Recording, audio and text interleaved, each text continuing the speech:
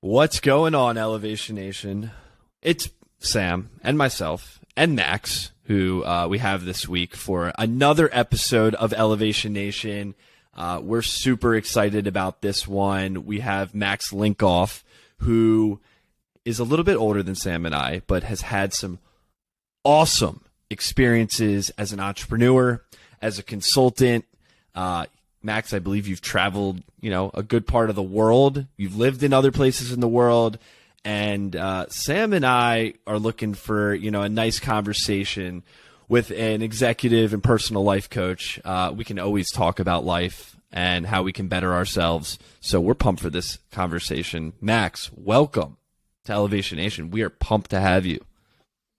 Thanks, guys, for having me. Super excited to be here. This is going to be fun, Max. We're going to dig into your story. We obviously have a lot of similarities between us being in the corporate business world, but also having passions outside of work, which is something I think is really important as a young adult.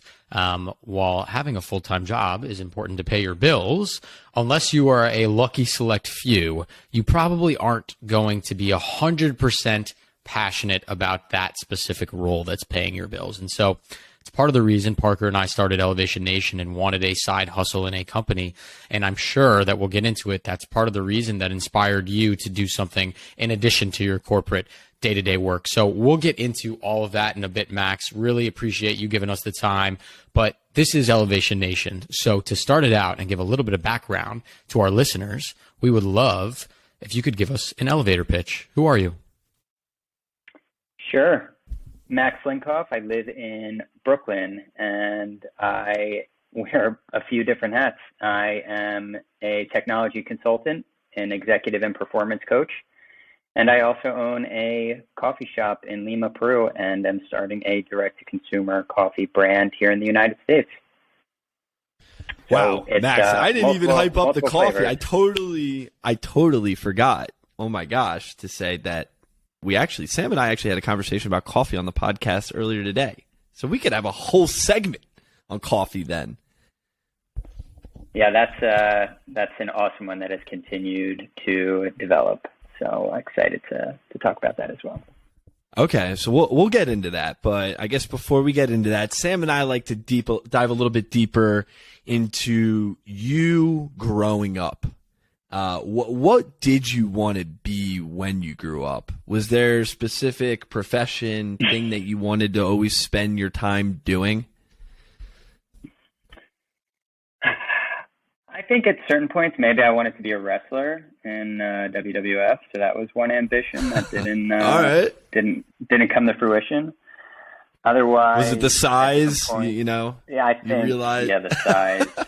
Yeah, 5'10", 160 may not look the best for the aesthetic of the WWF. Other than that, I wanted to be a dentist at one point. My dad's a dentist, maybe a doctor at one point. But I've always, as I grew up and got in through college, I think that question really remained of, I'm still not quite sure what I want to do. And that still holds true to an extent, but I always felt in college and through most of my life experiences, as long as I'm developing skill sets that get me closer to that next step, that's really been my mentality. I like that we start with that question because I think it shows a little bit of the evolution of how you mature over time. And I appreciate you saying, Max, that you're still figuring it out. I think a lot of times when young people reach out to Parker and myself, because we talk about transitioning, into the real world and being a young adult, they think that we have it figured out. And I think that's far from the case. In fact, I would challenge most folks to say, if you do think you have it figured out, maybe take a step back and reevaluate if you really think that that is what you want to do, because all too often, I think it's very easy for us to convince ourselves that we need to go down a certain path. So using you as our example, Max, your father being a dentist, right? Could have been really easy for you to say, well, there must be something in my DNA, in my family, that would make me a good dentist. And so maybe I'm going to pour my heart and soul into learning these textbooks and going to school and having that be my path. And for a lot of people who listen to Elevation Nation, who are from our area, our demographic, young adults who are just graduating college, we have that societal pressure that is bestowed upon us and thinking that we need to be a certain way. But I think in today's age, now more than ever, the flexibility exists. I mean, let's just recap for a quick second. How many different side hustles are you working on right now? You got the coffee company. You had some other things in the work. Like, you are not a one-trick pony, my friend. And that's what's beautiful about this era. Yeah, and I think that actually connects well to societal pressures, because growing up in the background community that I had created the context that you kind of go into one of three different paths. Maybe it's legal, maybe it's the business world, or maybe it's the medical field.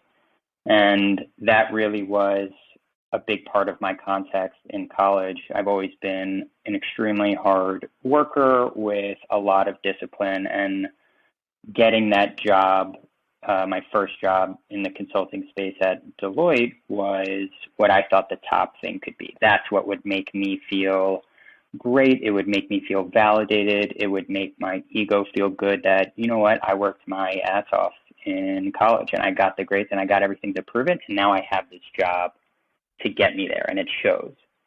And of course, once I got there, the grass wasn't as green as I thought it would be, for a number of reasons. And we can go into that, but kind of tying it to your career and what you want to do professionally and with your life. By no means is it linear.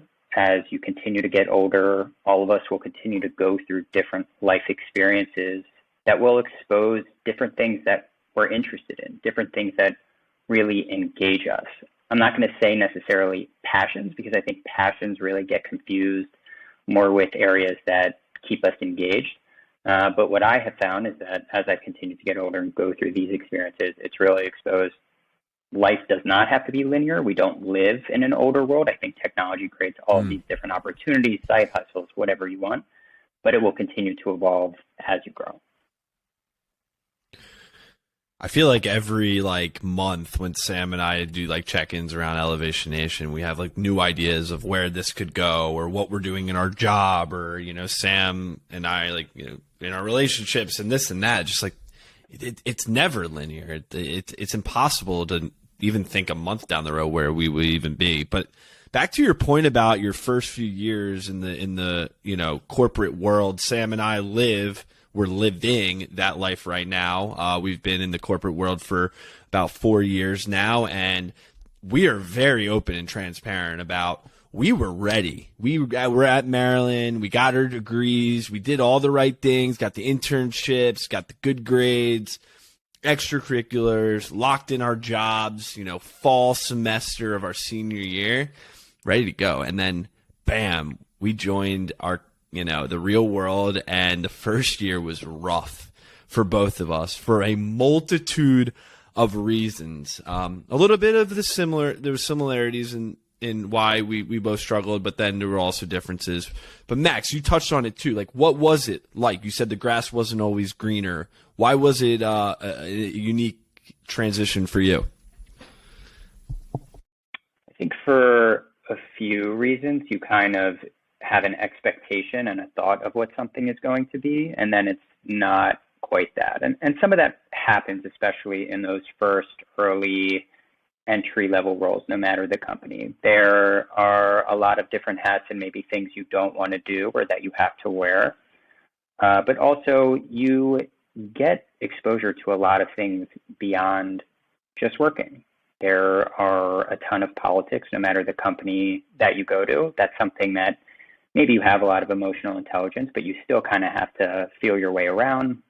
Maybe there's travel expectations, work-life balance, and you're going through a transition of trying to figure out who you are, what you want to be, and what you want to stand for. And also maybe you have certain values of what you expect, and those values don't necessarily align with what you thought your company will provide.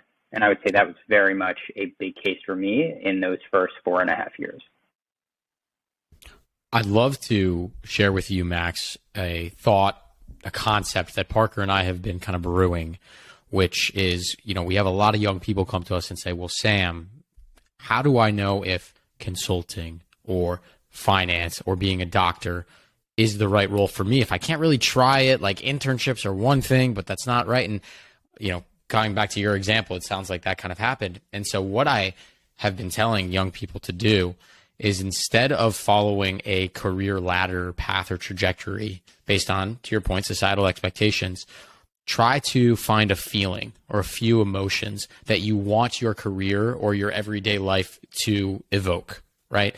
So for me right now, I want to be challenged. I want to be with supportive people, and I want to continually be able to be put in leadership positions, right? Like, some of those feelings are things that I'm looking for right now, but that should evolve throughout my career and change. And instead of me saying, well, I need to get a promotion for those next emotions, perhaps it totally pivots and is a 180. And because I'm following emotions instead of rungs on a ladder, I'm able to better navigate those situations. And I'd be curious if you have thought about that. And obviously you're doing a lot of different things. So what emotions are you chasing with, the core everyday work, with the side hustles, with the coffee company?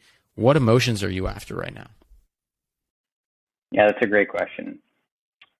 And that actually ties really well to something that I learned in sort of my own coaching journey. So I come from a family of coaches. My mom is a coach, and I got some annoying exposure earlier on, especially, it can be a little weird. Your mom's your coach. And find those moments she's coaching you, and you kind of want to just be like, all right, not a sports coach we're talking about, or maybe a sports coach, right? This is a life coach. This is a life coach, yeah. But there's a term in the coaching world called positive psychology. And within positive psychology, it's really the focus on your strengths, the things that really bring out the energy in you that gets you fired up. And those are exemplified through character strengths, which are kind of your core characteristics that you may find that really you excel in: leadership, teamwork, things like that. But character strengths are a little bit more character driven in nature and have values more associated to them. So you could have things like fairness, you could have things like authenticity, you could have areas around creativity, you could have leadership baked in there, zest of life. And even those ones that I touched on, those are some of my top ones. So I found, and once I was able to drive full awareness to those, the more I could be in situations or put myself in situations that allow those character strengths to really fly out, the more successful I'm going to be, the more engaged I'm going to be in different situations. And I think a lot of the things that I do now with my life very much lean into all of those character strengths and things that are also really important to me. Even if it goes to fairness, always feeling like who I'm working with and what I'm doing is authentic to what I like to do. I think there's I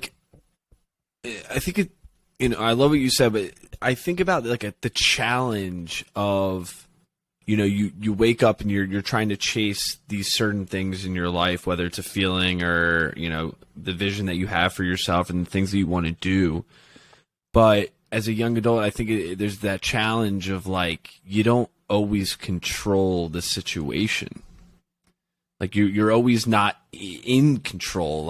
For example, you're working at that company and your leader, you guys don't align on that mission, but you like the job. It's just you're not aligned with, certain things. And I think that's sometimes a big challenge that people have, is that they want to be one way, but there's no really, it doesn't seem like there's that option to go all in on those things that you're looking for, if that makes sense. Yeah, and I think with that, because I've gone through that, and it really helped me to learn one of the more invaluable lessons of just the many journeys that I've had and the many lives that I've lived in consulting or entrepreneurship, is that there are always going to be so many things that you can't control. Things are going to happen to you many times over and over, and a lot of them are going to be just things that, the carpet gets pulled up from under you. And all you can really do is control how you respond to it, how you set boundaries, how you decide what you want to do thereafter those situations. I think for a lot of people, they feel like everything is out of their control, and they feel that sometimes they can't impact outcomes. And part of me will agree. A lot of the times we can't impact some outcomes, But what I do think we can do is impact our mindset and how we adapt and adjust, which I think is a little bit of what you're hinting at here, Max. And it's something that I did not learn until I became an adult in the real world, how trivial my mindset is to my everyday performance, my emotions, my trajectory in life, and how, of course, there's going to be all gambits of the human emotion spectrum as you go through life. But taking a deep breath or a step back or meditating or going to work out can help you control that inner monologue with yourself. And that's something that I'm working on, hopefully mastering over my next decades on this earth, is to try to get better at controlling my own mindset when it comes to situations. Because when you truly think about it, is it the actual event that is impacting you, or is it the stewing before or after the event as you think through it and it eats you up that is really doing the negative harm on your emotions? So it's something that I'm definitely working on. I would say same, continued work in progress, and something when I became more aware to that, and that you need a sort of mindset like that, the more I was able to bring awareness to it. But those two options, I think it's both, because you're always going to go through different events, but there's always going to be the anticipation and the hype beforehand, and even the post-event analysis, and just a little voice in your head that will ask you, did I do something wrong here? Was this the outcome that I wanted? And I think learning to delineate with a mindset and understanding what's a story versus what actually happened is one thing. But Sam, as you kind of mentioned, the other is awareness. The sooner you can bring awareness to when those situations are happening, the more successful you'll be at helping to actually understand what's going on and what you need to do from a mindset standpoint to get past the situation. Sam and I talk about self-awareness all the time. I mean, I think we've talked about on almost every episode of our podcast, as we think self-awareness is a key pillar of elevating yourself as a young adult in the real world.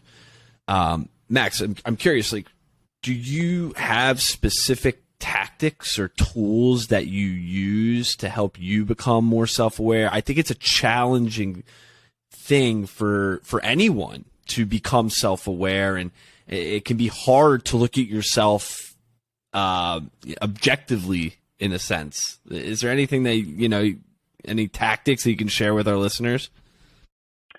Yeah, definitely. The most important one that I would recommend is to develop a meditation practice. There are a ton of apps if you have challenges just sitting down for 5 minutes. I know I did at the beginning, but it is invaluable for my day-to-day. It really, at this point, I meditate almost daily, 15 minutes, and it really just makes my brain settle down, more productive. I can think more clearly, and I can handle more stressful situations with the right mind and balance. So that's one that and there's so many studies on the benefits of meditation, how it is equally as healthy as physical workouts for your body. After I read some of the research in certain books around meditation, it became an open question of how and why is this not socialized and talked about as frequently. So that's one element. The other is, if maybe some of your listeners are familiar with a growth or fixed mindset, how we think about different situations, a growth being you're open to different situations and continue learning. A fixed mindset, maybe you're kind of stuck in your skill set. You're not really willing to grow. There's a right and wrong. Within a growth and fixed mindset, there are different mentalities that you can have. One is sort of a learner mindset, and the other is a judger mindset. One kind of gets you in more of a positive notion of thinking. A judger mindset, as it kind of sounds in nature, can be a little bit more negative and have negative connotations and thoughts. So I've always really made it an approach to kind of maintain a learner mentality and mindset for different situations. And what does that mean for me? It means I'm always going to question, for whatever situation, what's possible for me? What are the types of positive outcomes I can drive? How can I best support this person that I'm working with, speaking with, engaging with? How can I just create a win-win situation? as I continue to train my brain and think through those questions, it really does create a context that is more positive in nature. Does that mean that I don't have judger questions that come to mind or judger thoughts and blame game mentality? Of course not. I'm a human being like everybody else, and the little voice in your head will get you at certain points, and you will have different ways of thinking. But having awareness to the thoughts that come to mind for different questions can then help you to coach yourself to ask the right question of, okay, if something negative happened, one, how do I bring awareness to it? What's the thought that's coming to mind? But then what's something else that I can ask myself that creates a more positive win-win context in nature that creates just more of an uplifting situation? I mean, those are some very helpful tips. Obviously, I knew the meditation one, and it's one that I practice every day as well. But I want to ask you a little bit, Max, on some of these, right? All mindset driven, all internal in your head. And I think we all realize, right? I mean, we have a podcast on your mind pretty much. So the importance of helping work through your mindset. And I'd like to share with you, Max, something that Parker and I preach at Elevation Nation to get your thoughts. When we were developing this company, we took a step back and said, what is missing in our training as young adults in high school and college? What tool were we not given? And we spent a lot of time thinking through that, and we boiled it down to a concept that we call mental fortitude, which is essentially this missing link that allows you to kind of be a young adult that's wandering through life without a sense of direction, purpose, or meaning, to then have all of that fully in focus. And we break it down into three parts. You have self-awareness, knowing who you are, vision, where you want to go, and accountability, knowing how to hold yourself accountable to get there, right? And I think a lot of your tips help for the day-to-day management of getting through some of the stressors that come your way. But for some of those at Elevation Nation that are trying to maybe look for a bigger, more impactful reset in evaluating this mental fortitude, do you have any ideas or concepts or tips from a coaching perspective on some of those kind of key features, that self-awareness, vision, and accountability? I imagine that those are three things you tend to coach a fair amount of people on, as at least for me, it was something that I struggled with and still struggle with to this day. Sure. So just to clarify that question, is it more around the practices to continue to improve your mindset, to continue to be able to deal with stressful situations? I think, yeah, and apologies for not being clear. I wanted to bring up that concept to you to get your thoughts as a coach on, I guess, the overall importance of like self-awareness, vision, and accountability. Obviously, Parker and I love it, and we think like, it's a catchy little thing that we have with this, but you're a professional coach, right? It's in you're a generational professional coach for that matter, right? And so those three pieces to us were very important, and I'd be curious to hear your thoughts on, knowing who you are, where you want to go, and how to get there, if that's something that you stress with your clients as well. Of course, and a lot of times what I practice myself and with clients is the idea of incremental value. It can be really challenging to go on a scale of, you're at a 1 and you go to a 10. That's a lot to ask for, but I think when you put the perspective and the context of, well, if I'm at a 1, how do I go from a 1 to a 1.1 or a 1.5 or a 1.7? It allows you to be a lot more tactical in how you go about whatever it is that you're trying to achieve. Because whenever we think of these big picture things, ambitions, goals that we want to do, and it doesn't happen as quickly as we want, it naturally leads to a lot of self-disappointment. So the more you can be tactical and incremental in what you're trying to do and have a plan that's driven by that, the more it sets you up for success to take small steps that lead you in the direction that you're going. I think something that, to your point there, Max, like I look back in my first year and my second year too, is like something I learned so quickly in like just work in general, if we're talking about work, is that it takes time. It takes time to be able to be trusted as a team member. It takes time to be able to feel, like you have value in the room. It takes time to manage those relationships. It takes time to obviously get a promotion and a pay raise. And I think something I struggled with so much that first year is, to your point, my expectations were so high. And I was never able to reach my expectations. And obviously, what happens when you're not able to reach those your expectations is that you're in a place where you're just not in a good place, because you're never fulfilled. And I love that point about incremental, reaching incremental goals and not looking so big. Max, you still there? Yep. Okay. It looks like your video just cut out, but we'll continue. I can cut all this out. But I think it's so interesting that you brought that up, because I felt that exact way, the way that you said that you help your clients get out of.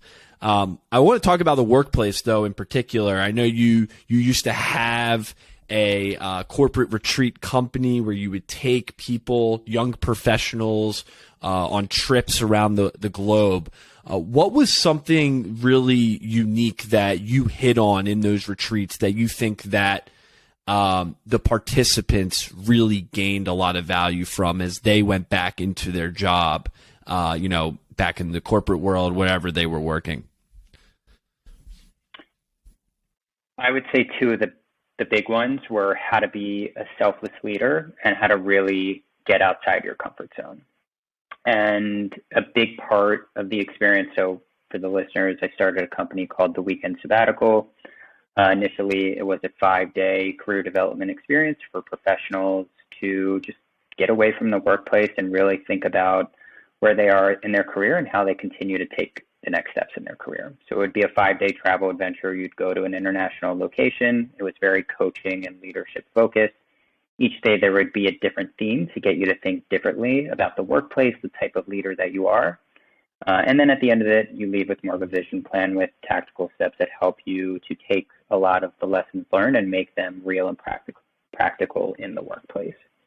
And the selflessness and getting out of your comfort zone were always two of the biggest ones. One, because inherently human beings are very selfish. And I'm sure all of us see it at the workplace in different ways, especially in more corporate cultures. It can be a dog-eat-dog environment. And in a lot of ways, it becomes more of a CYA, and how do I do what's best for me? And that can be challenging for a lot of people. So what does that mean to be a selfless leader? How does that impact the people that you worked around you? What does it mean for your context as a leader? The other round, getting outside of your comfort zone. I think one of the biggest challenges that most professionals face is that we just get stuck in our tracks. We get comfortable and things are fine, but sometimes that comfortability takes away from happiness. So the more you can create uncomfortable situations, you can really focus on what your personal and professional growth is going to be, the more opportunities it creates for you. And it also helps you to learn to just sometimes go for it and be okay feeling afraid to try something new.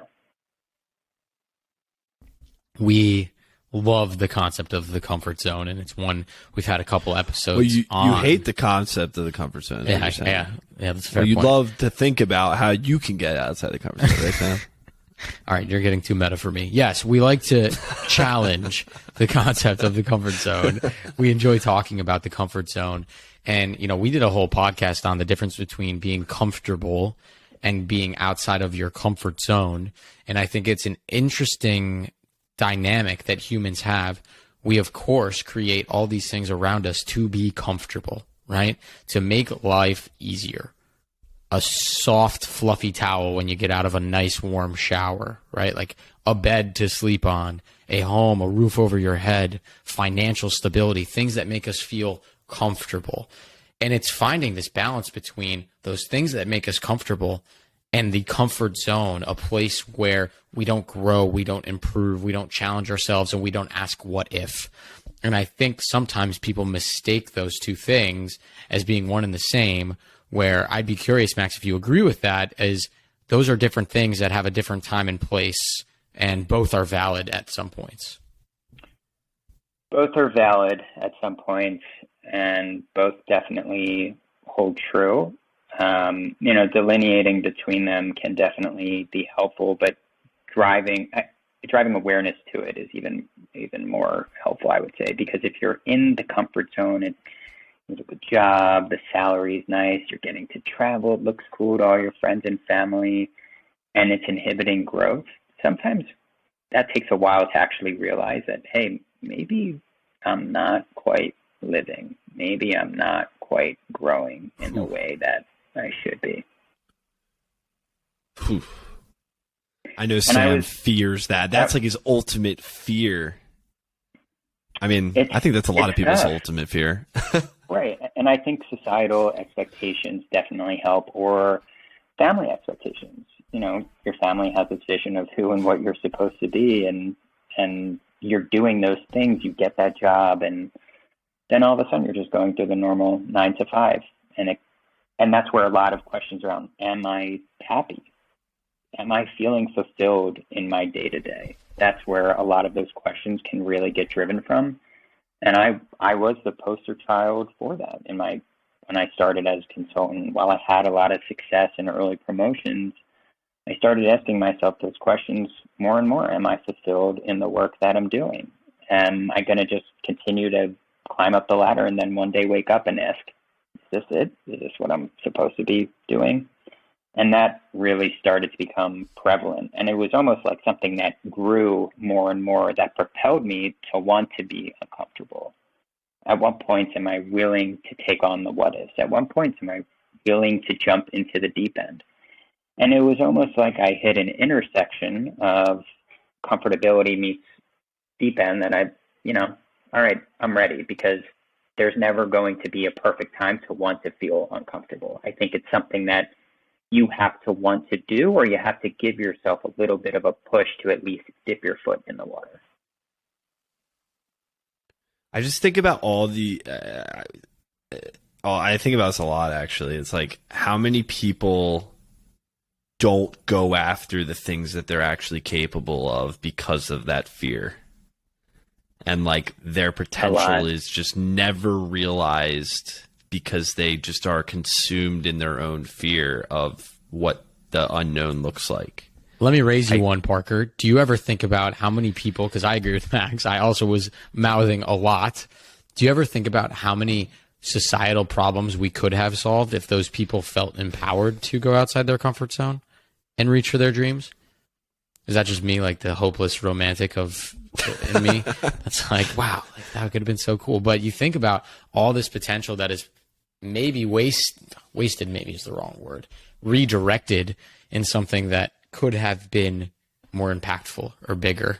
I don't know. I sometimes think about that. Like, we could have solved a lot of problems by now, probably, if people redirected their energy into things that they were passionate about.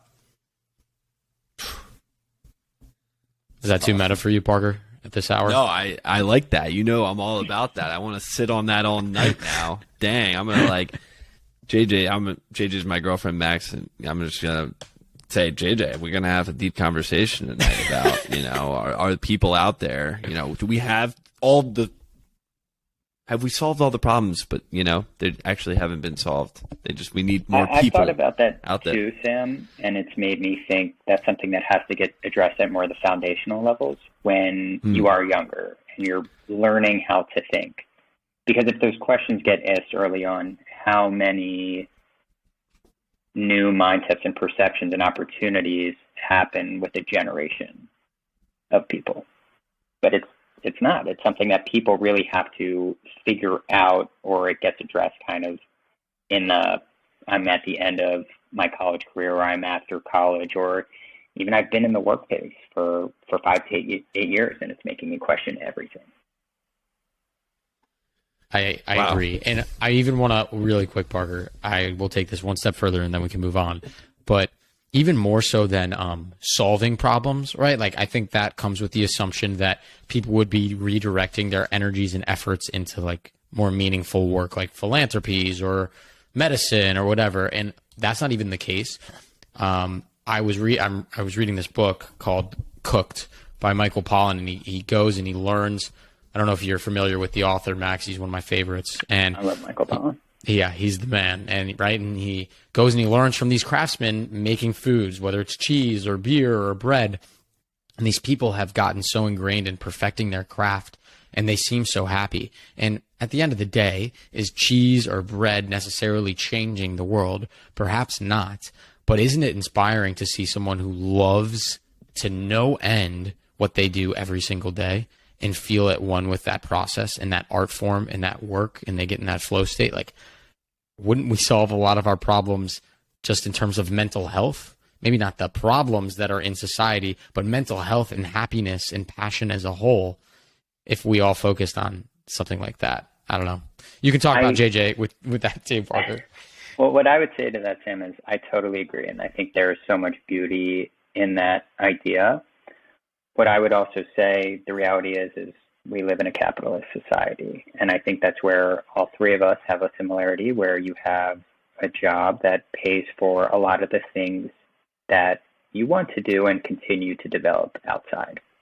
And eventually, and what I encourage all your listeners to do, is explore all those opportunities. You know, it's okay to have a main job that provides those opportunities. It's okay to be in a big corporate job. You know, as long as you feel like you're learning and getting opportunities, great. But like we started this conversation with, it's never going to be linear. You can continue to expand and grow into other things. You just have to be conscious of being able to take the opportunities to explore those other things. Well said. I think I just thought of this. Like, passions don't always pay. I mean, that's if you're able to find a passion that pays, I guess that's a great thing. But I think passions evolve too. It's not linear, you know. Something that I used to love 5 years ago is definitely something that I might not love now. Like, Sam and I just found this passion for podcasting. Who knows how long we'll want to podcast for? Maybe it'll be forever, maybe not. I think it always changes. Passions do definitely evolve. When I started the weekend sabbatical and left consulting, I was really passionate about empowering people. But I had other passions around and interests around social impact and traveling the world. And I think that's how, you know, that company really manifested itself. But it evolved, you know, having a travel-based company, not the best opportunity during COVID or a global pandemic, but it led me to another phase of my life where eventually I met my wife. I moved to Peru. I lived in Peru for a year. We started a coffee company together. And it really reinvigorated the idea of, you know what else I'm passionate about? Social impact and empowering different communities of people and trying to make an impact on a community level or a city level or a country level, if you even can. And that doesn't mean you can't go back to other things, because you know what else I've done after having a company that I had to fold, starting new companies, still doing coaching? I went back into consulting because I was also learned to be okay with other things that I'd done in a past life, but also being very intentional of what I wanted out of those things. And for me, consulting, it was, you know, what I am passionate about still there, learning opportunities and just continuing to get exposure to new technologies and new areas that I think are interesting. I love that. I respect that. I think that's awesome. And I think that's a really awesome perspective for Elevation Nation. You know, people, you know, who are in a place where they don't want to be, but also want to jump. But, you know, maybe you'll also find yourself back into the place that you never thought you would end up back in, which is super cool. And I think brings hope to the future that, you know, you never really know where you're going to end up. And hopefully it's in a good place. All right, Max, I got 2 more sections for you. We usually go through rapid fire questions. We got 3 questions for you. And then I know you got your mental motto prepared, hopefully, fingers crossed, that we will run through. Okay, sweet. So I'll start with the rapid fire. First one, what is your go-to quick fix for a difficult day? I know you said meditation. Is there anything else that comes to mind? Yeah, journaling. I am a big fan of a journaling technique called 3 pages, and it can be something you do on the first day or the first thing you wake up. You just write 3 pages worth of notes, whatever comes to mind, good, bad, ugly. You could use it for planning, whatever. But I also use it as a technique if I'm having a day where I'm like, you know what, I just need to take a step back and just write some stuff out, get organized so that I can move forward. And also kind of tied to meditation, and on that, I'm a big fan of breath work as well. Just a ton of benefits there for getting your brain some much needed oxygen and brain power. Does that mean you're a Wim Hof guy, Max? I am a Wim Hof guy. Okay, got it. Noted. That's what I Oh figured. my gosh, I tell my mom about Wim Hof, and I show her the breathing exercise. She's like, "Are you crazy? How could you do that to yourself? Like, there better be someone next to you." I'm like, "It's really, really okay." What do you think the boomer population would be like if they were exposed to meditation and breath work at an early age? A lot happier. Oh my gosh, it's crazy. That's another thing. Really My mom, is. she went on this retreat like 2 weeks ago. She comes back. She's like, "I'm going to get into meditation." I'm like, I learned meditation, and I'm like, first of all, you don't just learn it. It takes the time to figure out, and it's always going to be hard. She's like, "Oh, it made me feel so good." I'm like, "Yeah, I've been telling you about this for so long, and now you finally like." Max, you're so on point there. Could you imagine? It's never too late for any of our older listeners out there, aka our mothers that are listening. Never too late. Get into breath work with me and Parker. We'll teach you. Maybe Max will join, teach us the pro way. All right, Max, I got another question for you. Rapid fire. Started a coffee company with your wife. It's beautiful. We got to ask you, how do you take your coffee? What's your favorite way to prepare? What's your favorite blend? What's the go-to on an ideal day? Dark roast and slow drip over a Chemex or a Kalita. Kalita is pretty similar to a Chemex, but we have specialty coffee, so it should be enjoyed in a slow drip at the right temperature, and that you get the really great fruity and chocolatey notes. And I'll be honest, I knew nothing about coffee before we started a coffee company. It was just an idea that popped up where we had an opportunity, which turned into a really crazy and awesome story. But what I have learned from it, which thankfully I did, is that a slow drip is tasty and delicious if done right. Yeah, I don't think my Keurig does the slow drip the best, but I went from the K cup to now I go to the local coffee shops in Manhattan, and I ask the baristas. I say, "What's a good blend of coffee?"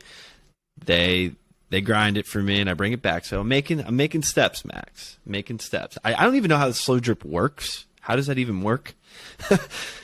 Is it like literally like the water? As you expect, yeah. Just think of like a water pouring out in slow, hot fashion over some grinded up beans, and you slowly make your way around the grinded beans, and it just slowly drips down and accumulates in a cup. Sounds good. This is part of growing up and elevating into adulthood is elevating your coffee game. So, Max, we'll be looking to you for tips for sure. No doubt. You guys have a lot ahead of you. Last rapid fire. Sam and I ask every guest, what's an influential book that you've read in your life that has just made you think so differently? Usually I go and buy it on Amazon right after we hear. So I'm curious. Any good book recs? Yeah, the most influential book actually was given to me as a gift by a friend that I'm actually staying with. And it's called Letting Go of the Person That You Used to Be. And it's weirdly by the American Dalai Lama. And it really was one of the first books I read that opened my eyes to a different way of thinking, how to be more present, how to have a perspective around control, and like life is going to happen to you, and learn to just control what your mindset is going to be in the ebbs and flows of situations, because inevitably things are always going to happen, good, bad, and ugly, and you're not going to be able to control 90% of them. But what you can just control is your mindset to them, and how to be present, and just what you want your mindset and happiness level to be. I love it.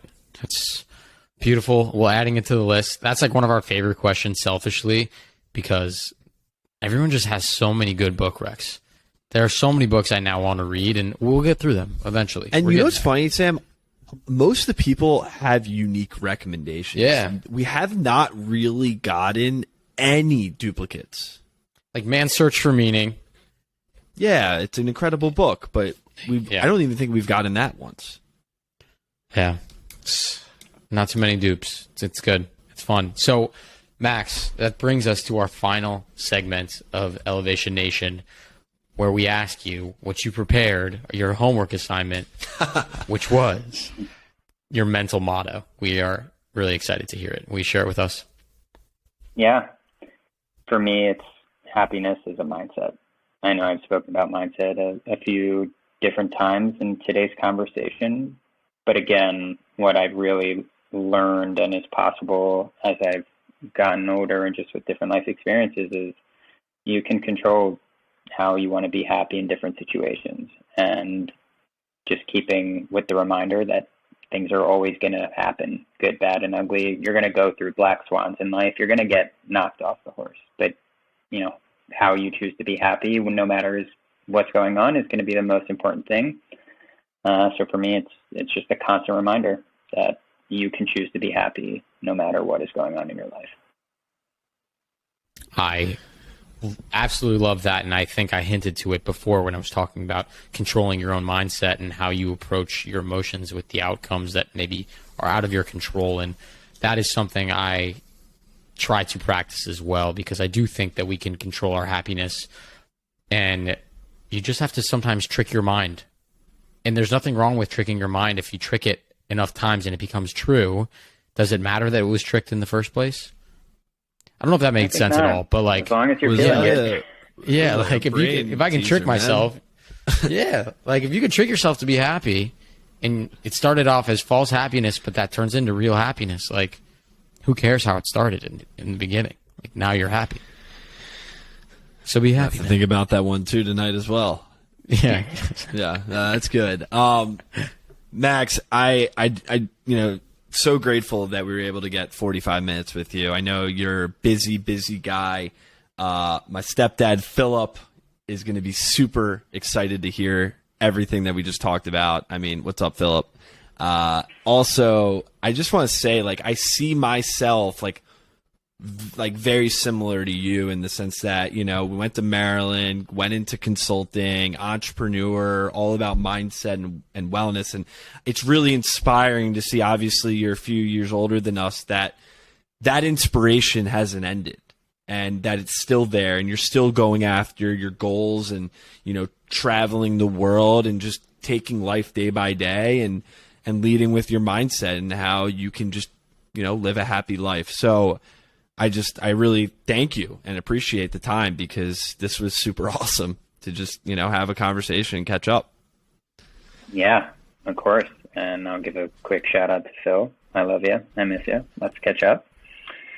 And, I'm glad I could share my story. I remember when you started Elevator Nation, and I thought it was just a great opportunity for anyone kind of going through the transition of how you start the real world. And I always found it interesting because the weekend sabbatical was more a focus on, well, you've been in the real world now. How do you really figure out what you want to do?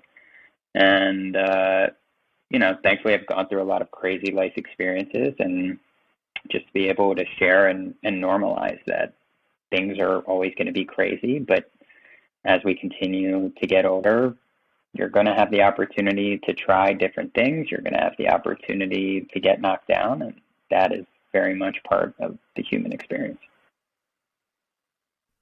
That is absolutely true. Max, we're grateful for your time. Appreciate you. Elevation Nation, until next week. Peace. Thanks, guys. Max, that was awesome, man. Thank you so